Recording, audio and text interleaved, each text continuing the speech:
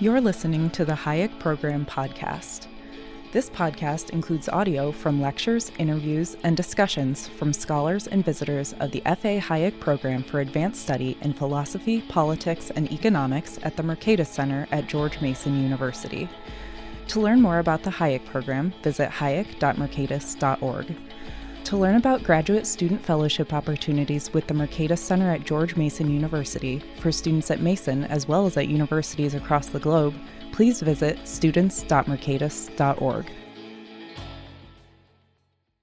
For some years now, I have already had the privilege to engage in ideas with the centers, Peter Butke, Virgil Storr, and Stephanie. And as a sociologist, I greatly appreciate their cross-disciplinary bridge building, including teaching courses in economic sociology, which is arguably a first for a U.S. economics department. And actually, I have had the pleasure to speak with Peter's students at one of his seminars. And today, what I want to do is continue building bridges by sharing with you some pandemic-inspired insights about how money works. As you know, all of us too painfully know, the terrifying COVID-19 pandemic upended lives around the globe, and the world of money was certainly also shaken by its impact.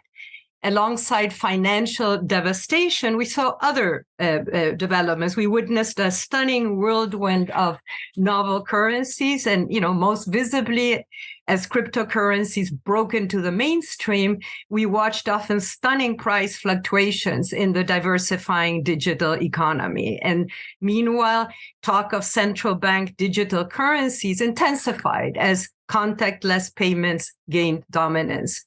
And you remember headlines predicting the end of cash that proliferated even as cash holdings increased. Now, this multiplication of monies and novel payment systems increasingly challenge the singular power of government-backed legal tender and the very ways we think and use money. But I want to move away from attention-grabbing cryptocurrency news, where we find less visible yet consequential social developments concerning the world of money. And that's what I want to talk with you today. And this is the plan for the next 49 minutes. I will first identify 3 pandemic money puzzles. 1, the surge in donated money. 2, the resilience of remittance money. And 3, the gender of household money. And after considering alternative explanations for those puzzles, I will make a case for the power of sociological answers. And overall, the analysis centers on money's multiple meanings rather than its multiple material forms. And I speak to you as a sociologist who, as Peter told you, I've been engaged, I've been thinking about money for over 40 years. And along with other social science colleagues, we've been sort of stealthily taking money away from economists' intellectual, quote, pocketbooks, converting those allegedly fungible and impersonal currencies featured in economics textbooks into socially and morally meaningful tokens. The pandemic made such social and moral dimensions increasingly hard to ignore. Most notably, of course, the pandemic, as you know, forced public debates about the relative value of life over the money lost by protecting those lives. And in fact, early in the pandemic, the widespread determination to close businesses for the sake of saving lives surprised even the savviest experts. But there were other money surprises. And I want to start with my first puzzle, donated money, and the unforeseen increase in various forms of charitable donations, even from donors that were themselves under economic stress. So as the global pandemic shattered lives and livelihoods, experts had somberly anticipated a decline in philanthropic donations. After all, the 2008 Great Recession had led to a dramatic reduction in charitable giving. Yet, remarkably, despite those concerns, monetary donations surged during the early days of the pandemic.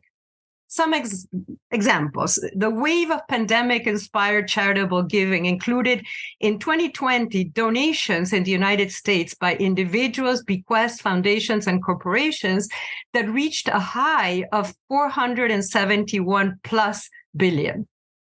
On top of gifts to traditional nonprofits, there was a noticeable surge, and you will remember this too, in direct money transfers as people gave digital cash gifts to struggling family, friends, neighbors, and small businesses, including more generous tips to workers risking their health, such as grocery delivery workers and even store clerks.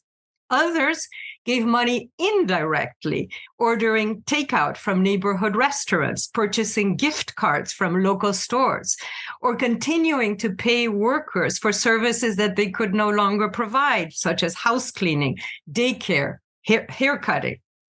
And then you had crowdfunding campaigns that proliferated to support healthcare workers or help families pay for food, living expenses, medical bills, and funerals.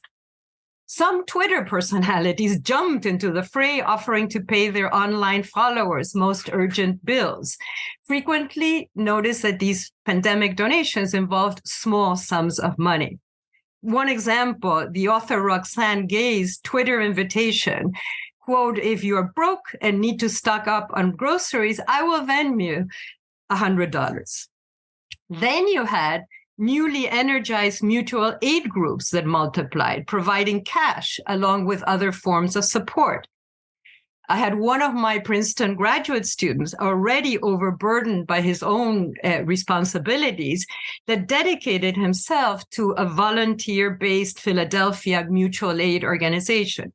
He told me about the weekly distributions of cash as local recipients who had lost jobs and income, many of them unbanked, lined up to get some help. Or consider the case of students around the US and their organization of mutual aid networks to help their peers pay for housing, medical care, or food during the pandemic. This was outside any formal university structure. The students raised thousands of dollars in small donations, distributing them to recipients via Venmo or other apps. Meanwhile, you had grassroots organizations such as Pay It Forward or Share My Check that directed donors' relief funds to a wide range of worthy causes, like rent support for those facing eviction or relief for undocumented immigrants. And then the Black Lives Matter Global Network Foundation that built on the precedent established by the extraordinary flow of donations to racial justice groups in response to the killing of George Floyd in 2020, they institute their own survival fund. One of its recipients noted that the money symbolized community bonds, drawing from, quote, "our history of being able to support each other is how we show love." Now, what particularly intrigued me was the US stimulus checks that triggered their own novel gift economy. While most recipients, use the government-issued subsidy they were urgently needed funds to cover ordinary household expenses, in 2020, there was an estimate that about 11 to 13 million Americans gave away some or all of their stimulus checks or planned to do so by donating it to charity or family members. Then you have some that even customized their gift. An Alabama teacher, for instance, who kept his job during the pandemic, donated anonymously part of his stimulus money to pay for 3 of his students' family utility bills. And there's more. The stimulus check economy created novel arrangements. Lana Swartz, she's the author of a wonderful book called New Money. And she observed how some young people were serving as intermediaries for the elderly. They helped them convert the relief checks into cash. And she told me about someone cashing their elderly mother's relief check and then distributing the money to the mother's nursing home cares as a thank you gift, but also sort of as a doubling up as a kind of quasi-bribe plea for special care. Even Harvard Business School students organized their own MBA COVID-19 stimulus money donation campaign, urging students to donate their stimulus checks to local residents or local businesses. And students were encouraged to, quote, donate the amount you feel comfortable with, your entire stimulus check, HBS printing refund, or HBS fitness center fee. Thereby, they were intermingling what I would see as state-issued monies with Harvard local currencies. Now, let me note that attempts to quantify exactly how much money Americans gave in this expanded charitable landscape are still in progress. And also, let me point out that stimulus money donations were not an exclusive US phenomenon. It's just one example. In 2020, after Israel distributed one-time universal grants to its citizens, a survey found that around 14% of the 998 recipients reported either donating the grant or using the money to help family or friends. Okay, so let me go to the second puzzle. The resilience of remittances, those crucial monetary transfers sent by migrants overseas to their home countries. Migrant remittances, as some of you, of course, know, are a wonder to behold. Almost any time substantial numbers of low-wage migrants move in streams from low-wage areas to distant high-wage areas, while leaving significant numbers of relatives behind, remittance systems spring up. And they do so without any globally available cultural model, any promoting worldwide organization, or any legal requirement. And yet they operate in surprisingly similar ways across the globe, with migrants at their destinations regularly earmarking major shares of their usually meager wages for transmission to home folks. So what happened to remittances during the pandemic? An alarmed World Bank had predicted a severe drop of 20% in global migrant remittances for 2020 as a result of the economic crisis. Not an unreasonable projection if we consider the downturn in remittance flows that took place during the 2008 Great Recession. But it turned out to be the wrong prediction. Instead of declining, a 2021 World Bank report for 2020 remittance flows showed that despite economic hardship, remittances to low and middle income countries were, they were a bit down, but only by just 1.6% from the year before. That was lower than the 11% decline in foreign direct investment flows to those countries.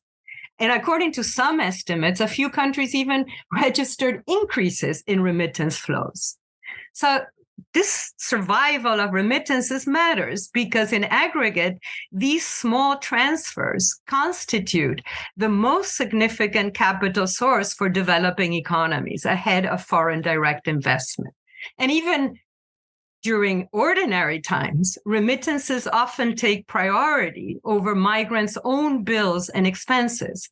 Indeed, research suggests that most people at both ends of migration streams attach moral significance to remittances and shame to those who fail to pay what's expected. Migrants' remission, this financial commitment hardly wavered as the economic crisis of 2020 intensified.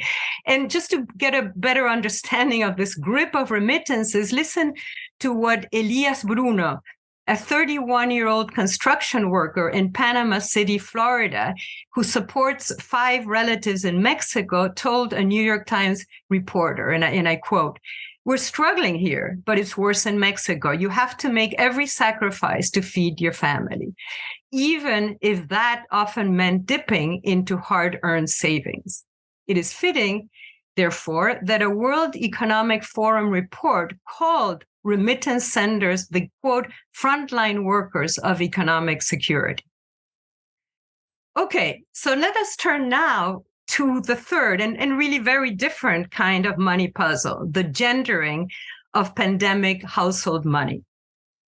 While donations and remittances flow across households, the gender puzzle exists within households. And what I'll do is I'll start by reading you a letter that was sent by a distressed wife seeking advice from MarketWatch's financial specialist about what? About her household's stimulus check. And I quote from that letter. She said, "My husband refuses to give me the stimulus check from his savings account. He says that I don't deserve it because I didn't earn it. What's my best course of action?" Calling it a case of financial abuse, the expert declared that the husband had no legal right to withhold the money. Meanwhile, there were more than 200 readers' responses to the wife's complaint, mapping out a world of controversy over husbands' and wives' differential rights to stimulus checks. To be sure, some readers, treated such disputes lightly. The wife, one reader, for example, jokingly suggested should just, quote, stop cooking his dinner and washing his clothing. When he complains about it, she needs to say, "What have you done to earn having me work as a slave for you?" But most reactions revealed deeply felt divides over, quote, his and hers competing financial claims and respective entitlement to the stimulus money. Reports from the US, the United Kingdom, and Australia go further, painting an even darker version of stimulus money appropriation, with abusive men pocketing the wife's stimulus check, thereby limiting her options to leave. Now, setting aside those ominous extremes, domestic disputes over stimulus checks open up other questions about how the pandemic intruded into household economies. What happened, for instance, to the division of household monies as around the world the pandemic caused more mothers than fathers to leave paid employment in order to attend to unpaid childcare and homeschooling? As women lost their earned income, did they also lose decision-making power as to how much money to spend, when, and on what? This gendering of money is not new. In my own investigations of United States households, I found many gender puzzles, namely around the earmarking of women's earnings. Examples, what explains that even when husbands and wives earn similar amounts of money, women's money are often designated for particular expenses? Children's education, vacations, babysitting expenses, treated therefore as a different and somehow secondary kind of money than their husbands. Or why is it that mothers tend to devote a greater share of their money to their children and family needs, while husbands are more likely than their wives to retain separate personal spending money? And indeed, microcredit and conditional cash transfer programs frequently base their programs on such gendered patterns. These patterns, by the way, extend to the immigrant remittances we were just discussing. In an older study of interviews with Salvadorans in the US between 2004 and 2006, but this holds, sociologist Abrego discovered that mothers, despite earning significantly lower wages than their husbands, were more likely than fathers to regularly send their hard-earned savings to their children back home. And they did so often at the expense of their own welfare. Now, when it comes to the gendering of pandemic money, we only have anecdotal reports right now. We still don't have enough data. People are working on this to provide systematic answers. We don't know, for example, if women have been more likely than men to spend that stimulus check for household expenses, but we should be paying close attention. So those are the puzzles. So how do we make sense of these three pandemic money puzzles? Why did direct donations surge and remittances remain stable at a time of such economic fragility and employment precarity? Why give away your relief check or sacrifice your own precarious economic welfare by sustaining your family abroad? And why should gender matter to the allocation of household monies? Shouldn't money be gender neutral? More generally, why do people earmark or distinguish among their monies in sometimes surprising ways?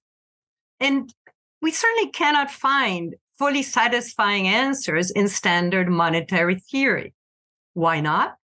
Because according to the firmly established fungibility assumption, it's just not possible to differentiate among monies. Each US dollar, for instance, serves as a perfect substitute for any other US dollar, regardless of its sources, how it is earned, by whom, who spends it, on what it is spent.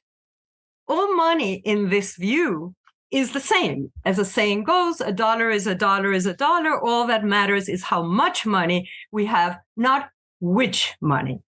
So for a standard economic account, money's efficiency depends on its impersonality. Any moral, sentimental, or cultural earmarking uncomfortably disrupts money's anonymity. What about moral philosophers or social critics? Well, it's not that much more helpful. In contrast to economists' fungible money, here we do find real concern for money's moral implications, but typically only for its damaging effects. While the pandemic made us fearful about physically dirty cash, fears of morally dirty money have a long history. In what I call the corrupting money model, money is morally suspect, inevitably tainting our personal relations with cold-blooded economic calculation. The corrupting money model, therefore, has little to say about any morally or socially uplifting monetary earmarking. To be sure, the economic money and the corrupting money models are sometimes right. But what I'm saying is that they tell us only part of the story and not nearly enough to help solve our three money puzzles. So I want to make a case for a third, quote, social money model to better explain how money really works. With this social money model, let us think of money as a deeply cultural, social, and moral medium. And in the process, let us rethink the fungibility assumption by focusing on monetary earmarking. By earmarking, I mean the differentiation of monies based on cultural meanings or social relationships. Once you insert that social lens, your monetary vision expands, as you no longer see only one money, but instead of kaleidoscope of multiple monies with multiple meanings and moralities. That's why we don't always just care about the amount of money we receive or give, but also about which money is involved. That's why the source of our money often matters for how we spend it. And importantly, why it matters for whom or with whom we use, save, or invest money. Not all dollars are equal. One example. This is from earlier research that in which I studied the surprising popularity of Christmas saving clubs in the United States in the early 1900s. From a standard economic perspective, those low or no interest savings accounts seemed irrational restrictions on spending. But I discovered that most depositors were whom? Working class wives that seem to have relied on the clubs as an institutional device to earmark holiday monies and, importantly, keep them away from other household members, usually their husbands. Indeed, the Christmas money was often reserved for domestic necessities, such as washing machine or a daughter's new coat. For wives, that is seemingly irrational earmarking of Christmas money increased, albeit weakly, their financial autonomy vis-a-vis their husband. Certainly, and surely some of you are thinking about this, then maybe we can talk about this later. The important theory of mental accounting makes parallel observations about monetary differentiation. But notice a key difference. Mental accounting theory focuses on individual cognitive partitions rather than this relational social process that we're discussing today. The difference matters. Relational earmarking broadens our analysis by showing how relations to others, as well as moral imperatives, shape our monetary practices. One notable example, the case of a child's college fund. We have strong evidence that parents may sometimes be willing to borrow money at a high rate of interest to pay for, a home renovation, instead of drawing the money that they have saved in a child's low interest rate education fund. What's more, a terrific experimental study of financial risk-taking. And if any of you are interested in references, I'm glad to send them, right? Well, this study found, they proposed a theory of relational investment, and they found precisely that a child's college savings account was the most conservative portfolio among respondents, averaging 1/3 less risk than a personal investment account. Risk tolerance, their study shows, is not only lower when investing for others than oneself, but it varies significantly depending on who is that other person for whom the money is being invested, in this case, one's child. Why? From a relational perspective, college funds represent and reinforce meaningful parent-child family ties. The earmarking is relational. Now, this kind of socially meaningful monetary earmarking is widespread. If all money is the same, why do we label some monies blood money and others honest dollars? Why are the $1,000 we earn as a salary often spent differently than the same amount if it's a lottery winning? Why do we frequently spend inherited money differently from earned money? And how do we distinguish among bribes, donations, gifts, and payments for goods and services, or differentiate charitable donations from welfare payments? Consider also, why do organizations construct elaborate compensation systems marking differences between salaries, bonuses, perks? And this, I studied a bit of this. How is a Christmas bonus distinguished from a gift or a tip? And when does that yearly bonus, as happened in the early 20th century in the United States, become a legally enforceable entitlement in some situations? These are not just irrational distinctions, nor is it like a trivial intellectual game, which money is which, for fun. These cultural and moral differences we make among monies, regardless of the amount of money involved, matter for our social relations to others and have concrete economic and often legal consequences as well as policy implications. And we could talk about this a lot. Just think of the child tax credit and the impact of earmarking money for children in this case. The deposit arrived into family mailboxes labeled as a child CTC and was more likely to be spent on children. We all care deeply about such monetary distinctions because the wrong kind of money, sometimes it's funny and may amuse us, but very often it will upset us or offend us. Just imagine my shock if one of my students offered me a thick envelope of $100 bills as an incentive to teach a better class. Or if you paid your employee with gift certificate instead of a salary.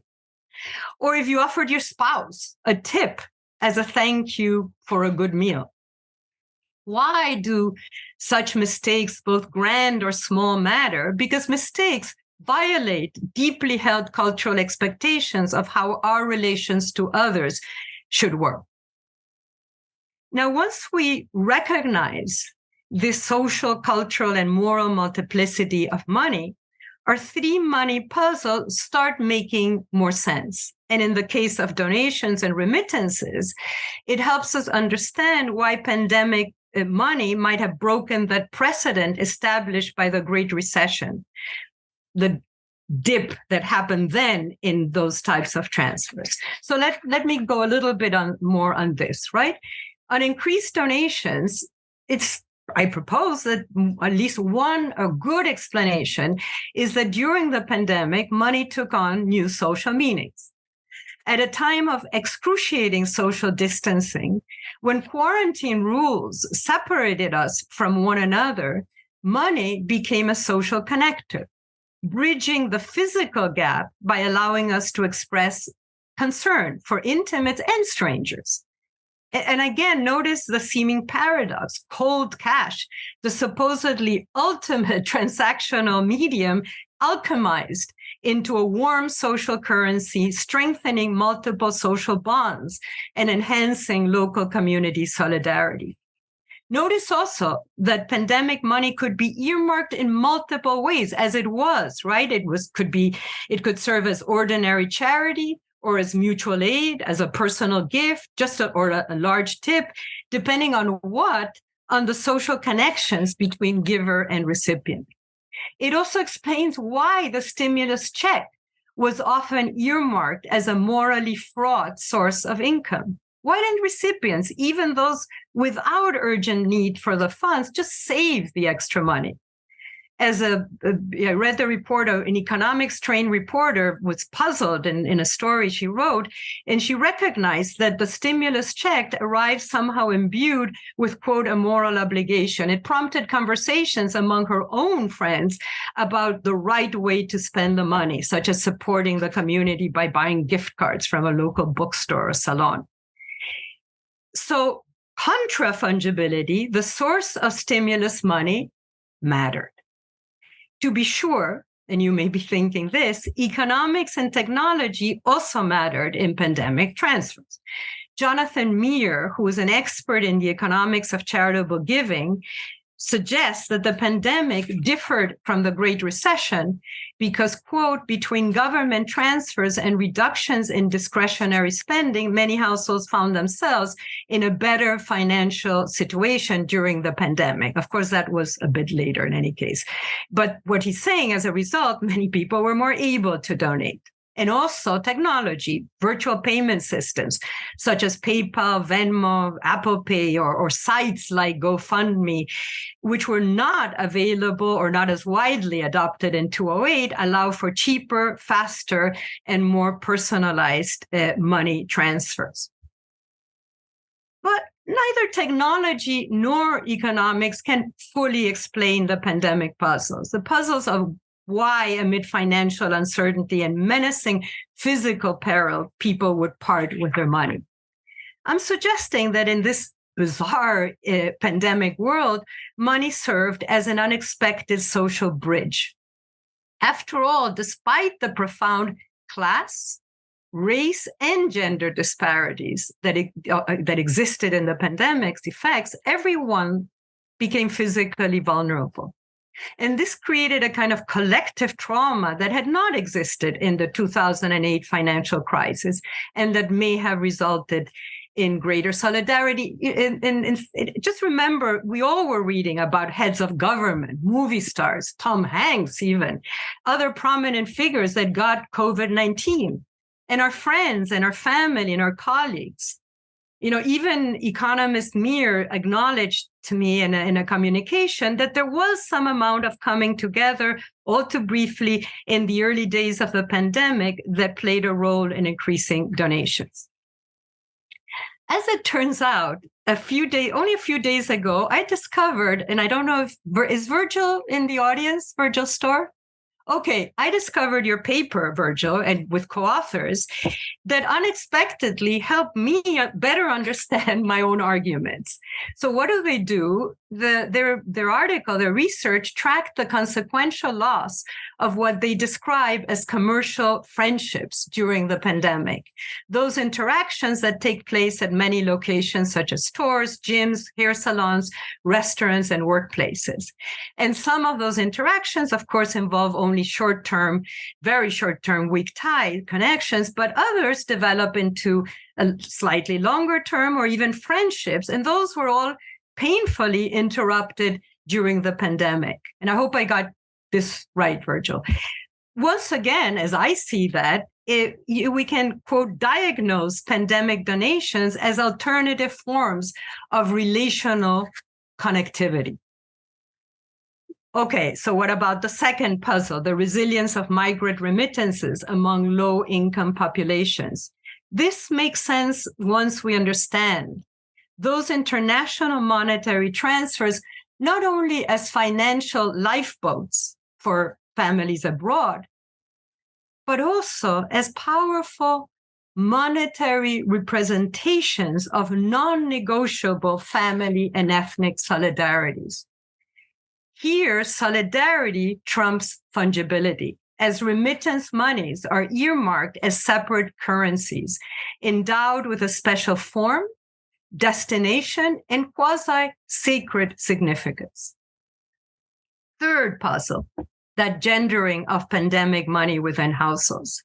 Why did the husband, in our example, feel entitled to what was in fact an illegal ownership of his wife's stimulus check? And further research will illuminate the missing pieces of specific pandemic gender puzzles. But we can still ask why, more generally, are women and men's monies often treated as different kinds of currencies, regardless of amount? These gender puzzles can only be unlocked by acknowledging the enduring grip of accumulated cultural meanings regarding gender within households that shape how different monies are allocated and spent. So here, gender trumps fungibility. Now, I will end in the next few minutes with a broader question. Can the social model of money survive in the increasingly anonymous 21st century world of cyber currencies? Or will technology finally squash money's social and moral lives? And some of you surely have read Margaret Atwood's best-selling, chilling dystopia, The Handmaid's Tale, or tuned into what has become a streaming phenomenon. And there, in that novel, the systematic state oppression of women, and some of you may remember, it was first established by replacing all cash with tokens, and then forbidding women any access to their Gilead CompuBank accounts. Totalitarianism, speculates Offred, the novel's main character, may have been facilitated by the absence of portable money.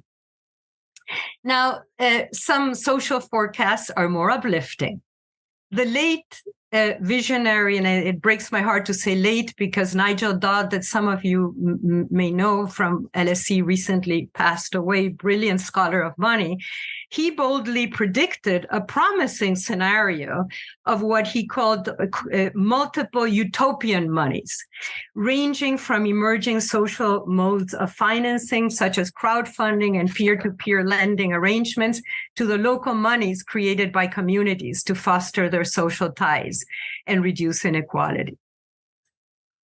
Now, we can also hope that the pandemic's surprising monetary generosity, in which virtual monies played a key role, might lead to more sustained and enduring economic solidarity.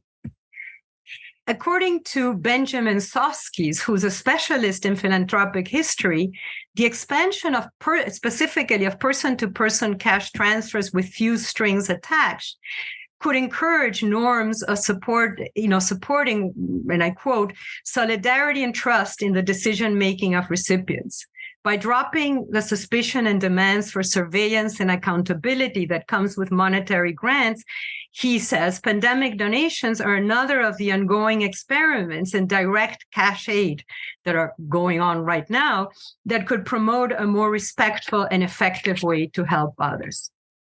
Now, let me be clear. Charitable donations and remittances preceded the COVID-19 crisis. And these private flows of cash often fill in as a stopgap for the dismal limitations of state safety nets. And we still don't have enough research to predict if and for how long pandemic trends will persist. I actually checked a little bit of that, and I don't want to go over my promised time, but I can tell you a little bit. I don't have much on that. But because of those caveats, we should not dangerously over-sentimentalize private transfers, lest they start to be seen as replacement for dignified state provision of aid. But perhaps in the use of money to maintain connection, and this is the anthropologist Bill Moore, another expert in money, who speculates maybe we might be able to discern a new ethics of exchange. Just imagine if the money that flowed during the pandemic could be a model for how we can be brought closer together and how we can transcend rather than reproduce our nation's entrenched political partisanship. So, which will it be, utopia or dystopia? Whatever our post-pandemic futures bring, I am modestly suggesting that once we recognize money's multiplex social and moral features, we will be able to better explain and maybe even solve newly emerging monetary puzzles.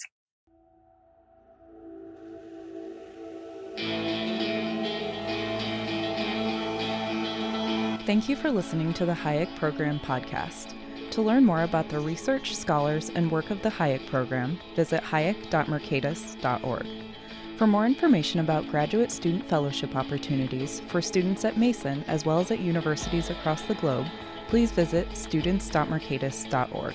We hope you recommend students to our programs or consider applying yourself.